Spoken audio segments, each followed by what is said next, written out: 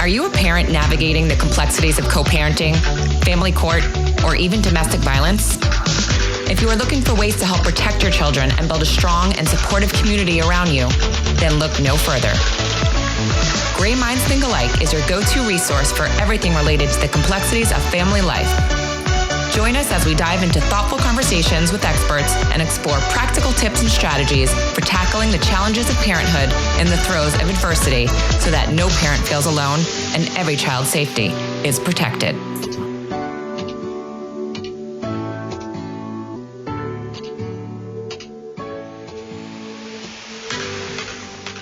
Welcome back to Gray Minds Think Alike, where we dive deep into the conversations that matter most with experts who enlighten, inspire, and empower. Many couples are told, directly or indirectly, that losing intimacy is just part of raising children, that exhaustion, disconnection, and a fading sex life are simply the cost of parenthood. But today's guest is here to challenge that narrative. My guest today is Dr. Rebecca Howard-Eudy, a licensed mental health counselor, certified sex therapist, and certified EFT couples therapist with over 10 years of experience helping couples manage desire differences, emotional disconnection, and intimacy issues during the years of parenting. Dr. Eudy is also the author of an upcoming book called Parents in Love, A Guide to Great Sex After Kids, which offers research-based, compassionate strategies for restoring emotional closeness and connection without any guilt, pressure, or unrealistic expectations. Grounded in attachment theory and the latest relationship science, this conversation explores why intimacy so often suffers during parenthood, how early attachment injuries can linger for years, and what couples can do now to help gently reconnect, not just as lovers, but as co-parents. So thank you so much, Rebecca, for joining us. This should be a very enlightening conversation. Well, thank you so much for having me. Yeah, absolutely. So if you want to just start with giving our listeners just a brief description of who you are and how you got into this type of therapy. Yeah, absolutely. Yeah. I'm happy to. So I am a mom. I have 2 boys and I'm married. I've been married for a little over a decade. And I always sort of wanted to be a therapist, and before having kids, I worked with kids. I was a middle school guidance counselor. I worked in a bunch of other settings. But then once I had kids, I found that was enough for me and that it was hard to do it both at home and at work. That's a lot of kids. Yeah, exactly. And so then I started transitioning started working with moms and doing a lot of perinatal work. But pretty quickly then I transitioned into wanting to work with couples. It's so dynamic. It's such interesting work. And I find it to be a way to help the whole family, right? Because when the foundation of the couple is strong, then it really just helps the whole family. And that not just for couples who are together in sort of the traditional relationship sense. I also work with divorced couples. I work with couples who are co-parenting, sort of all different configurations of families and step families and all kinds of different ways. And so I find that can be really helpful because parenting is hard enough as it is. It is. And when those relationships are struggling and the communication isn't there, then it can be really challenging. Right. Yeah, absolutely. I mean, if the parents are happy, the kids should be happy and everyone's happy. So I agree. I mean, couples definitely need some help navigating because it's a job. Yeah, it is a job. And even those folks who were lucky enough to come from a home where they had parents who were happy and in love, which is not a huge percentage of folks who are currently trying to relationship and parent. Right. But even those folks who might have come from, a home where they might have had good examples of what a relationship and what parents look like, we didn't see the whole cycle of rupture and repair. And so all of us are sort of in this blind. We don't necessarily have the skills to know how to communicate in our adult relationships. And yet we expect ourselves to. So often I think that couples feel like there's something really wrong with their relationship, that they need couples therapy. They're really resistant to coming in. But from my perspective, the way that I see it is a lot of times, I love it when people come in and they're like sort of trying to optimize their relationship. Like they just want to communicate better. Because really, couldn't we all communicate better? Couldn't we all spend a little more time on our relationships and strengthen them? Absolutely. Now, how would someone in a relationship, what are some, red flags that they should look for that should signal, ding, ding, ding, maybe we should contact a therapist? I think that when there's a lot of disconnection, so a lot of times what ends up happening is that both people are feeling misunderstood, not supported. And then what can happen is they kind of get to a stalemate. soulmate. Well, you're not listening to me. Well, you're not Right. listening to me. And that's totally normal, right? Like I wouldn't say that that's a red flag. Oh, you need therapy. Right. But it is something that a therapist can help with. That disconnection can really build on itself. And then it sort of gets deeper and it's harder and harder to connect. And so we all know, I know from my own relationship and from my work, but being in a relationship, this is firsthand where it can be some of the biggest fights can be about a tone of voice or who did or didn't unload the dishwasher, And so then you're in the middle of this terrible fight and you don't really even know what you're fighting about. You just know that it's important and that you need to be heard and that your partner is not hearing you. And then, of course, we can also fight about the big important things. But because that disconnection can go so deep, and the more disconnected we are, the more we think we know what our partner is thinking or feeling or saying, the more assumptions we make, the more likely we are to kind of spiral down into that you're fighting about something and you don't really even know what it is, but you can't seem to stop. I found that like when those little arguments come up, they just like sort of fester and then it just blows up. These little tiny things just blow up into something much bigger, even over, like you said, the smallest little thing. And I do think personally in relationships, a lot of the times the communication is lacking is because of perspective. I don't have that man's perspective and he doesn't have the female's perspective. And sometimes our way of thinking is just completely different.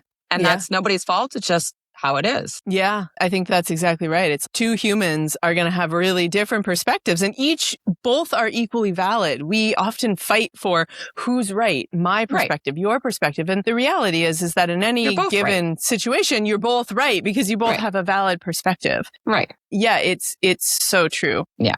So many parents assume losing intimacy is inevitable after having kids. Why is that belief so common? And why is it so damaging? It's so common because in some ways it is true that when after having kids, we just have less time. We're often exhausted. The way that we most parents parent is really full on. We want to give our kids the best. And many parents are not only working full time in often really demanding jobs, but then their kids it's sort of like bell to bell, go, go, go, whether their kids are in sports or whether, they're picking up from daycare or whatever the case may be. So parents often feel very overextended. And often the relationship is asked to wait and wait and wait because it's not that it's not a priority, but when the relationship feels reasonably stable, it's easy to ask it to wait because our kids often don't feel all that stable. They're having meltdowns or they're needing a whole bunch of stuff from us.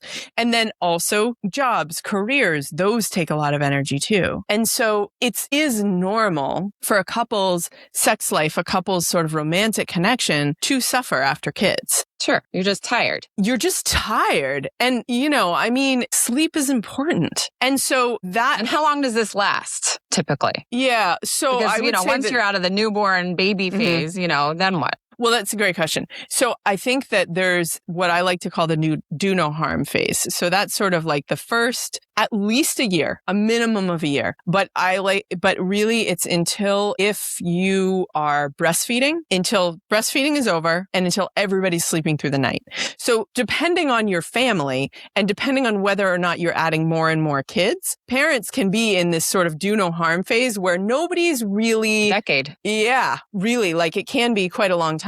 Yeah. Nobody's really thriving. We might really feel like we're just surviving. But then we carry that energy of the survival mode into the rest of parenting. So the do no harm phase really is a very special time, especially for folks who are having any sort of fertility challenges. That can start even before conception because fertility challenges are like really one of the worst things for a couple's sex life. So I encourage couples to really give themselves a lot of leeway and really just like give a lot of grace during that period of time. But what can happen is that then when we get into the habit of not really paying attention to the relationship, not really prioritizing it, and that can be something as simple as like, we all know like kids are always wanting attention, right? If they're awake, they're interrupting. And so asking yourself, when the child is old enough to be able to ask to wait for a minute, I'm not talking about a 1-year-old or maybe even a 2-year-old. You could say, hang on just a minute. And then you just finish your sentence. Like this does not have to be hang on just a minute, 10 minutes later. Okay, I'm going to get to you. Right.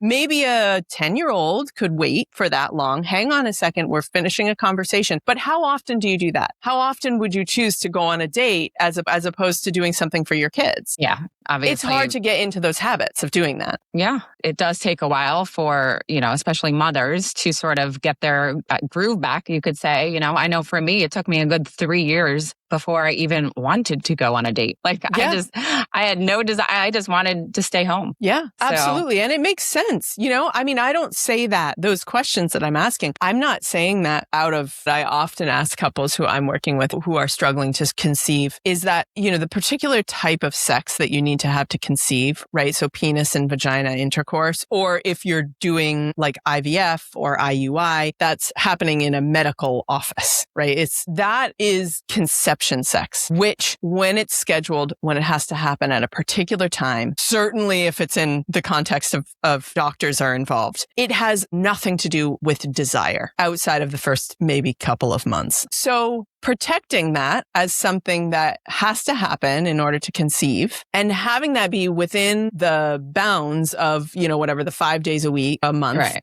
That ovulation window, right?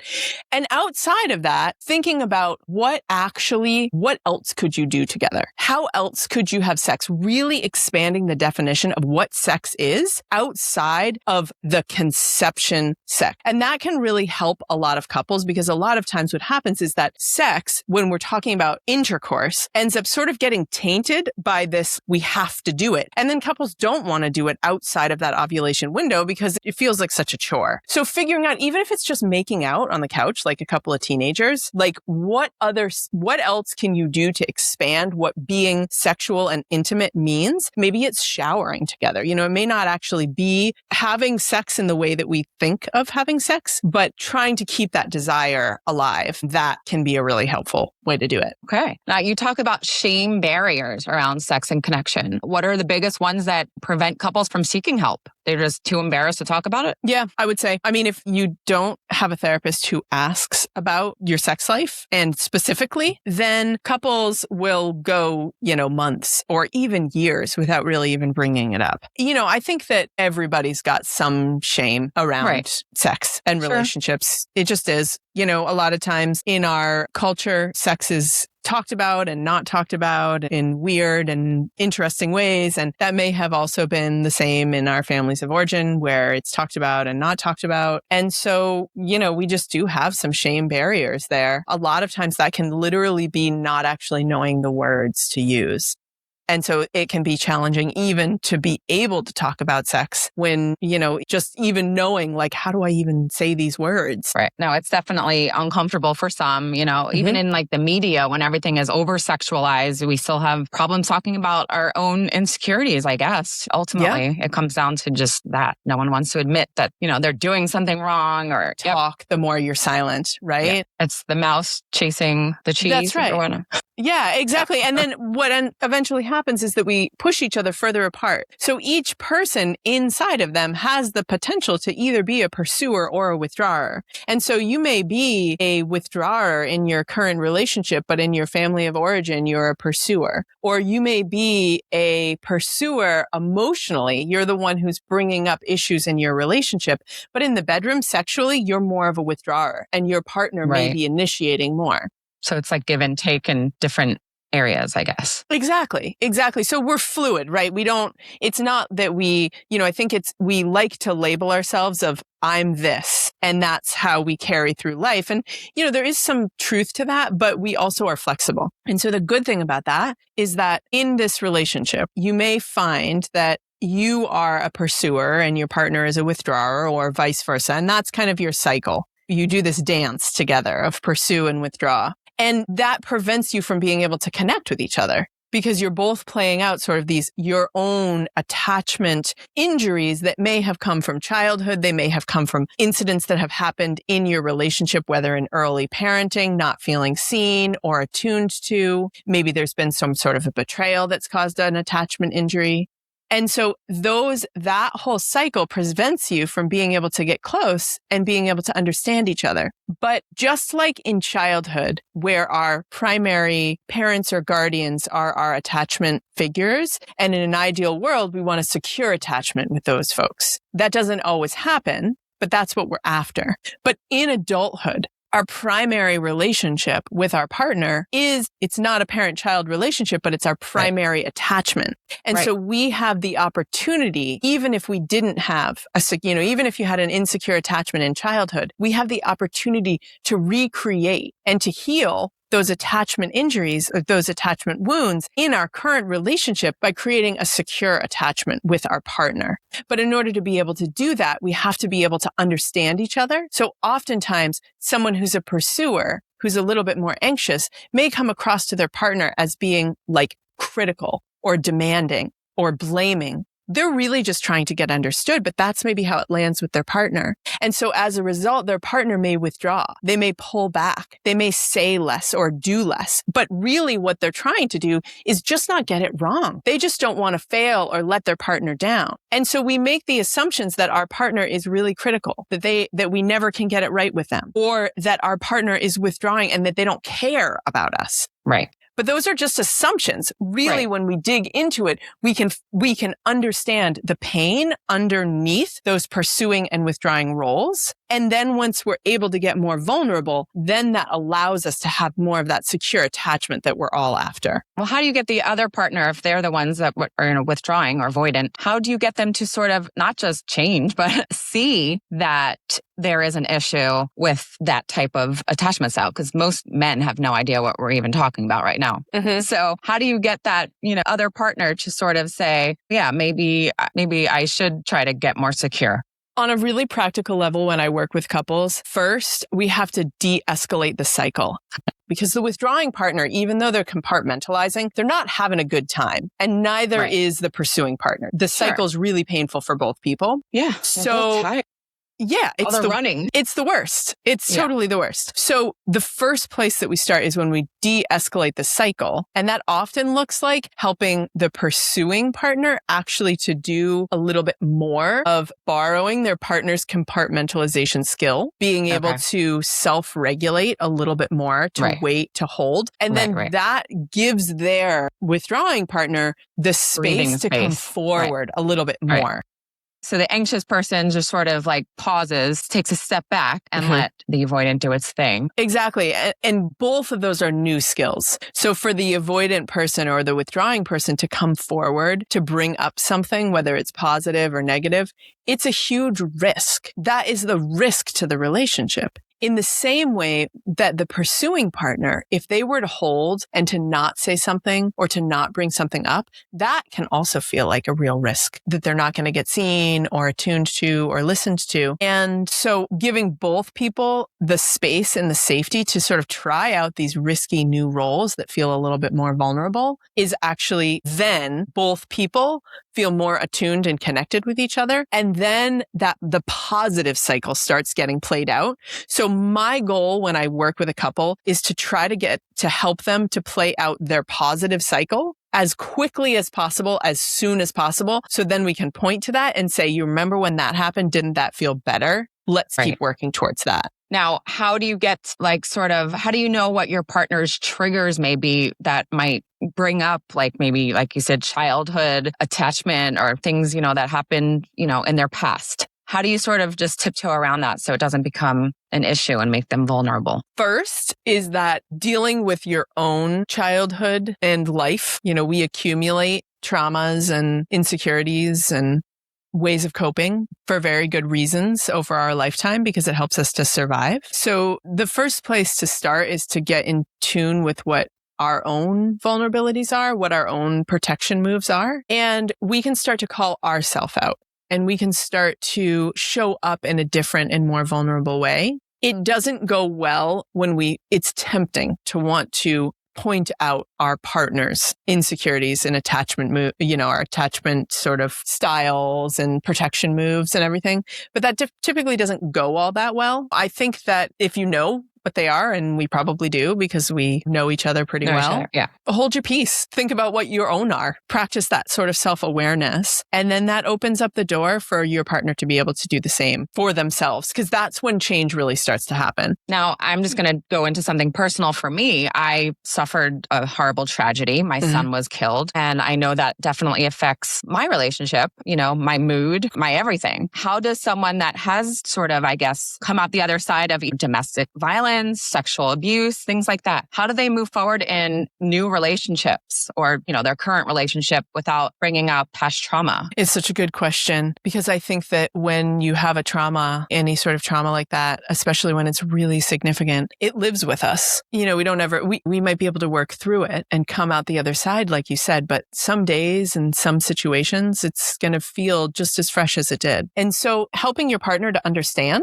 So that's not necessarily about them, but they may do things to trigger that trauma without meaning to. And so helping them to understand and having a shared language, because a lot of times what ends up happening is that, of course, in order to get through a trauma, the individual needs to do their own personal work. But doing that own personal work, they often, you develop a language where you talk to yourself and you talk to your therapist and you find a way to understand and to make sense of what happened to you. But And a your lot of partner times, doesn't. what's that? And But your partner doesn't. That's right. Your partner doesn't often share that language. So a lot of times what happens is the person who's suffered the trauma, they may go to their partner and they may use that same language that they use in therapy or they use with themselves. Or sometimes it can be, especially if there's some substance abuse or something like that, it can also be like the language of their program or whatever the case may be. And if their partner's not part of that world, they can feel like they really don't understand. And then that can feel really deeply unsupportive because it's so challenging to know how to talk about these things. So really figuring out how you can have that shared language. And then it becomes more of a safe place where you can say to your partner, I'm really feeling triggered, or this is really alive for me today. And then feeling a little bit more supported. For me personally, I think it helps, when I literally tell people what I need from them. Yeah. Because a lot of times they just don't know what to do or say in a particular moment, and it makes it hard for both sides. Definitely. So, okay, let's talk about your upcoming book. I guess, when is it coming and what's it about? Yeah, absolutely. So part of it is about what we've been talking about. So we've talked a lot about the emotional cycle, and so that's a big part of the book. But then we also have a sexual cycle that can happen. And so we have those same pursuing and withdrawing roles in the bedroom. And sometimes you can have those roles are consistent. So someone who's a withdrawer outside the bedroom can be a withdrawer in the bedroom. And other times you have Reverse. Yeah, like that crisscross. So the pursuing partner outside the bedroom is the withdrawing partner in the bedroom. And the person who is emotionally withdrawing is sexually pursuing. So they are looking for more physical intimacy, but are not so willing to have emotional intimacy. Yeah, exactly. Right. Okay. So there's a lot in the book about that and how to work with the cycles both in and out of the bedroom. So the book is called Parents in Love, A Guide to Great Sex After Kids. And so that's sort of the core of the book, what we've been talking about, these cycles and how to work with them. There's also a lot about the nervous system and how we can kind of harness that to be able to be more able to show up in a sexual situation with our partners. And then there's also a whole section of the book that's like ages and stages. So the do no harm period, that's in there. There's this period of time where you might have perimenopause and puberty kind of overlapping in your home, which can be really challenging for everybody. Lots of hormones flying around there. So those are just sort of some examples there. Okay. And is it like a workbook style? Like, do you give notes and then, So it's not a workbook, but there are activities and, sort of like different things that couples can do. I use like example couples throughout the book to illustrate some of the points. In an ideal world, it would be designed to be read together. Like if you're in a relationship, read it with your partner, sort of if have you a can book get your partner club. to read a book like that together, you don't need a book. Right, exactly. And so it is, it speaks to both partners, both pursuing and withdrawing partners. And so if you can get your partner, it's a lot cheaper than actually going to therapy. But also, of course, you could read it on your own as well. Yeah. Okay. And when does it come out? So it actually came out in October. So it's been out for a couple of months. Yeah, it's out. Okay. Yep, it's out. And you can get it on sort of any of the major booksellers, Amazon or Barnes & Noble or any place And like how that. has it been perceived so far? Have you gotten feedback that things have worked? Yeah, I have. I've gotten a lot of feedback. A lot of people have contacted me for, to work with me or with different feedback, a lot of different podcasts and stuff. So I think, the reception has been really good so far, which is exciting. Yeah. Although to be honest, I'm like, it's been such a long time coming out. It's like eat, sleep, and breathe this book for 2 years. And so it's just, for me, it's such a relief to have it out there in the world. And, it's sort of an evergreen resource that people can come back to again and again. And that's really why I wrote it, because I was talking with friends and couples that I work with in my own relationship, talking about the same things over and over again. So it feels really good to have it out in the world. And also now is a lot less work that it just lives in the world. Yeah. Congratulations. Thank you. Yeah. I can't wait to read it, actually, because I think even if you're not a parent, any sort of relationship can benefit from the same sort of strategies, I assume. Yes, absolutely. I do think that parents are much more likely to have a difference in desire, because that's sort of the core of the book is, how to navigate these desire differences. But anybody in a long-term relationship would benefit from these techniques and methods in the book. So what are a few techniques, if someone's listening right now, to do tonight, for couples to sort of balance the demands of parenting, and what can they do tonight to sort of get the ball rolling, let's say? I like to ask people to first focus outside of the bedroom. So if you're in a relationship where you're having sex on a semi-regular basis, or you're pretty comfortable talking to your partner about sex, then by all means, do what I'm about to say. But also, I would suggest that people expand the definition of what sex is. That can be incredibly helpful to keep desire alive. But I like to ask couples to start by focusing on the micro moments. And this is something that we can all do today. So a micro moment is going to be like 10 seconds or less of connection with your partner. So that can look like, when your partner walks in the door, you put down your phone, you ask the kids to wait, you have a real hello. And that even can just be making eye contact and saying, "Hey, babe, I'm so glad you're home. How was your day?" Something really simple like that. It can be going up and saying to your partner, you go 70% of the way, right? Hold your arms out and say, "I've got a hug for you." And then wait until your partner accepts the invitation. And then you have a hug that includes maybe just one big deep breath. So it should be meaningful and it should be short. So these moments of connection, running your hand across your partner's back when you pass them in the kitchen, holding hands while, you're watching your kid's soccer game. Just these little connection moments. And we just have to pay a little bit of attention. Texting your partner, "I appreciate you." What are some activities that couples could do together that are not sexually related, but that can make them feel close? Yeah, it's such a great question, because that's one of the things that actually starts to kill desire is not having moments of connection. So often after kids, we go from go, go, go, go, go in parenting and job and all of the things into like, okay, let's do it. We've got 30 minutes before we have to go to bed and there's no runway. And that's not sexy. So I love that question, is that focusing on being able to connect. So, in an ideal world, we'd be getting babysitters and going on a date, even if it's just like a quick date, even if it's like an hour or two, that would be great. If you can manage to have a weekend away, do it. That's not feasible for every person, for every couple. But man, if you can make that happen, a couple of nights away, that is like solid gold. Yeah. Well, a staycation is always, I guess, the first choice. Yes. But you could even just go get a massage together. You can take a walk together. I always think of those painting classes. My partner won't do that.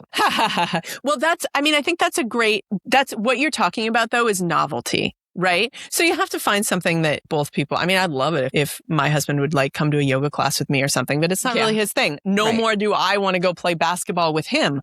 But there might be some things where we have overlap in our Venn diagram of things that we might like to do together. But really it can be super simple. It can be, putting watching the kids Netflix on some TV and watching, doing a crossword puzzle together, or putting the kids to bed early and, ordering takeout and watching Netflix. It really does not, we don't have to reinvent reinvent the wheel and make it really crazy. It's just about doing something together that's enjoyable. Oh, I love it. Okay, so how can our listeners get in touch with you? If they have questions, or where do you serve? So I am licensed in the state of Massachusetts, Connecticut, and New York, but I also do coaching. So depending on what people are looking for, I can talk to folks wherever they are. And they can find me through my website, which is my name, RebeccaEudy.com. Or they can connect with me on social. Instagram is Rebecca Howard Eudy. Okay. I will put all of that in the show notes. Oh, and I also have a podcast as well, where they can listen. It's with a pelvic floor. My co-host is a pelvic floor physical therapist. Oh, nice. So that's really interesting. Oftentimes we just did a 2-part series on orgasm from the sex therapy perspective and then from the pelvic floor physical therapy perspective. So we talk a lot of different, and that's called Under the Hood. And then I'm just curious, pelvic floor, because I also was reading up a lot about it probably like a year ago. And I do Pilates and I know that helps like with the pelvic floor. But is there something else significant other than helping with orgasms or incontinence, or how else can it help a woman? Yeah, absolutely. So first of all, these are all things that I've learned, Allie, through talking with my co-host, Dr. DeGrotto. She's really amazing. So anybody who has a pelvis has a pelvic floor. You know, a lot of, yes. Oh, absolutely. Okay. Yep. So when they do like a Kegel, they're activating it? Yep, absolutely. But a lot of times what ends up happening is that we, through working out, through Pilates or through Kegels, we think a lot of times issues of the pelvic floor. And so that can be something like, you know, you jump on the trampoline and you pee a little bit, or, you know, you laugh so hard that tears run down your leg. I love that one. You know, so a lot of times what brings people in is bladder bowel issues. But what I have learned, and which was really different than what I thought, a lot of times we think that those are weak pelvic floor muscles that cause those issues, pain with sex, difficulty orgasming. But really, a lot of times it could be tight pelvic floor muscles. So sitting a lot, gripping, tensing. And a lot of times a tight muscle can be also a weak muscle, but it doesn't necessarily mean that we have to strengthen. What the pelvic floor physical therapist really looks for is flexibility. So being able to tighten and then fully release. Very interesting. Yeah. Yeah. So a lot of that is on the podcast. I'm sorry, what did you say? I just said I love learning all about that. Yes, absolutely. Well, check out the podcast. Nobody really talks about your pelvic floor. No, it's true. And nobody really talks about sex, which is why we, at least, you know. I'm always here to talk about sex. So if you ever want to come back on or chat on your podcast, I will talk my little heart away. But thank you so much for coming on and joining us and sharing all of these tips and bringing clarity, compassion, and normalization to a conversation that so many parents struggle with silently. So if this episode resonated with you, please share it with someone who might feel alone in their relationship struggles. And I will put all of Dr. Rebecca Eudy's contact info in the show notes. And thank you so much. I really appreciate it. Thank you so much for having me. I really enjoyed the conversation. Yeah, me too. Take care. If there's someone that you want to hear from on this podcast, please feel free to send me an email. Or if you would like to be a guest, please reach out at Allie@Greyson'sChoice.org. If you would like to continue to hear our podcast, please consider donating at Greyson'sChoice.org. Any amount helps to fund our mission to help protect our children.